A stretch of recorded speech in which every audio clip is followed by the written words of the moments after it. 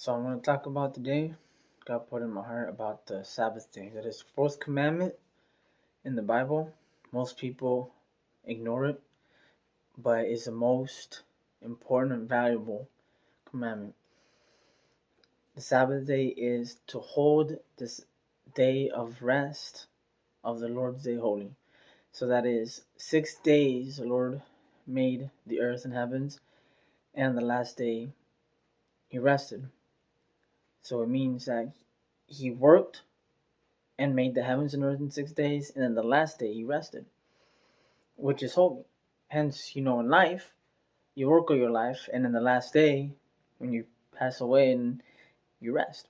So it's referring to, respect life, which is about work and purpose, and then the last day rest, which is when you go back into the ground, and it's essentially what the fourth commandment is saying: day of rest, not just 6 days you work and then the last day you go to church. Yes, that counts.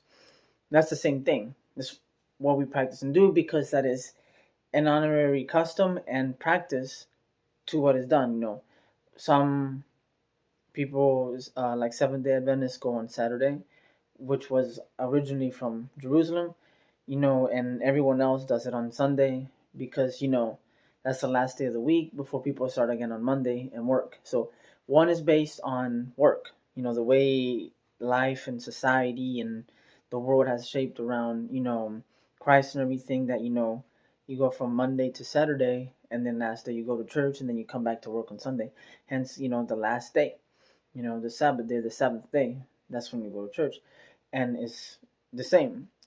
But in this case, what God is saying is a day of rest. So, that's how he says he is the Alpha and the Omega, the beginning and the end. 6 days he worked throughout all, all the work has been made. And then the last day, which is a day of rest, the final day when it comes to end, is hold holy, meaning in that day you should not work. When you work, you go, offer up your sacrifice, that is, sweat and brow, make money, you know, sign, do your bonuses, and work and live your life, and you live every day by the code of whatever you live by, and that's the reality. That's the reality, and that is what it means to work for 6 days, and that's what everybody does. I've done it too.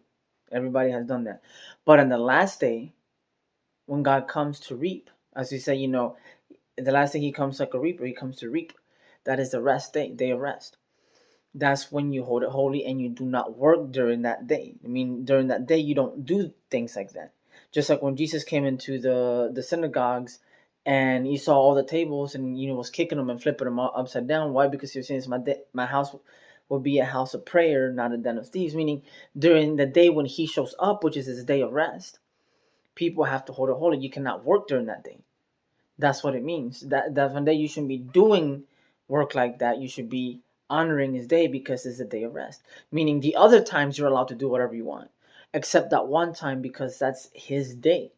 You have to condone and respect. You cannot work doing that stuff. So everybody has their agreement, their deal, their whatever it is they've made in life, and what it is you do at work, it doesn't matter. You're not judged by it. God forgives what we do at the end of the day because we have to take care of our families, we have to take care of children's, build our futures, and do what is necessary in life. And God forgives us for all of it, and all the chaos and everything that happens in life. God forgives all of it. But in His day of rest, you cannot do that. That's what it means. Nor you, nor your wife, nor your children, nor even your animals. Not even your animals. That means you cannot offer sacrifices during that day. Not even your animals, not even your neighbor, not even it says animals. It says your calf, your chicken. Not even it says your concubine or slave shall work during that day, and hence that day Sabbath holy. So even during that day, even your slave and it always says concubine in the Bible. If you refer to what that is, I mean, should not work during that day. Also rest during that day. Should not be doing anything that is not according to the word. So in that day, you rest. everything is forgiven, and it's a day when, like IRS season, when there's a turnover, cycles over into again after the day of rest has passed, because he comes like a reaper or like a thief in the night. How he says, like, I come like at you like a thief in the night, like a reaper comes and reaps the harvest, and after he's reaped it, starts again. That's what it means. The day of rest, the final day, is the day of reaping. The day God comes to reap the harvest himself, and the day of rest is either happening or going through, or started, or many going through. So that's the difference between what most people do. And yes, the Sabbath day on what it is Israel is held on Saturday, because that is originally what it is. Sunday was the beginning. Saturday was, the original custom. You know, that's like, religion. That's religion. Two different arguments of the same whole. Some people choose Sunday, some people choose Saturday. It's like the state and the church. The state.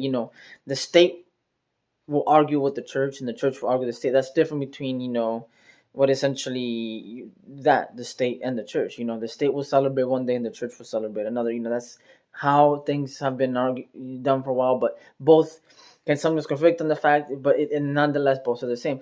God just said one simple thing: that give to God what is God, give to Caesar what is Caesar.